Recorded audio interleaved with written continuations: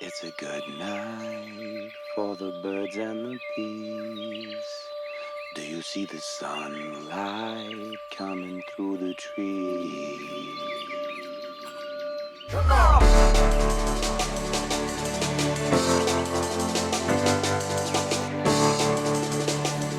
One thing that people may not know about DubFX. That's a hard one. That's a crap. I don't know how to answer that. I'm sorry. One thing that's really changed a lot is I've been at home and I've been really working on my garden and watching things grow and planting plants and eating from the garden. It kind of, I realize it's given me a different sense of time because I'm more tuned into like the way nature grows around me. So that whole thing has been playing on me, and I think the whole sound of nature and the feeling of nature around me has had a huge impact on the recording process. My evolution as a person through the musical journey of creating is like a never-ending one.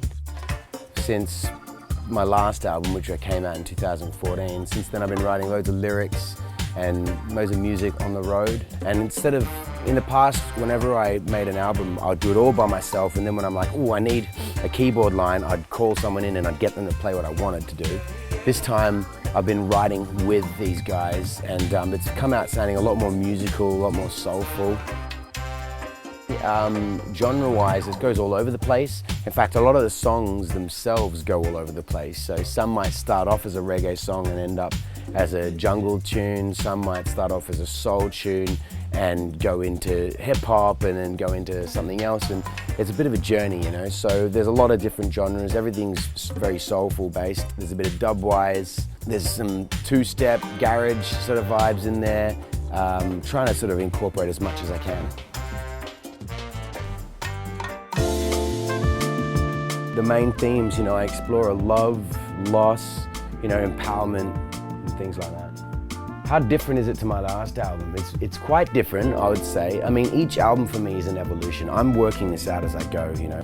And this one, I think I've gone the extra mile and I really found a better balance. There's a lot of beatboxing in there. Every song's got beatboxing. A lot of the songs have got my live sound in there, but then I've just added all this extra soul from different musicians. I've got a 3-part horn section playing in it. I've got you know, lots of keys, got live bass on a lot of the tracks. So yeah, it's starting to sound, I think it sounds better than anything I've done so far. I wrote it for New Year's Eve because I threw a free party just around here in the forest. And I wanted something to sing to everybody as the sun was coming up. And so I started singing. It was just, see, it's a good night for the birds and the bees. Do you see the sunlight coming through the trees? I just like, oh, I want to sing that to all my people that are just there with me on New Year's Eve, on New Year's Day. And so that's why I wrote it. And then it's turned out to be the first track on the album. And yeah, so Birds and the Bees. And we are the birds and the bees, basically.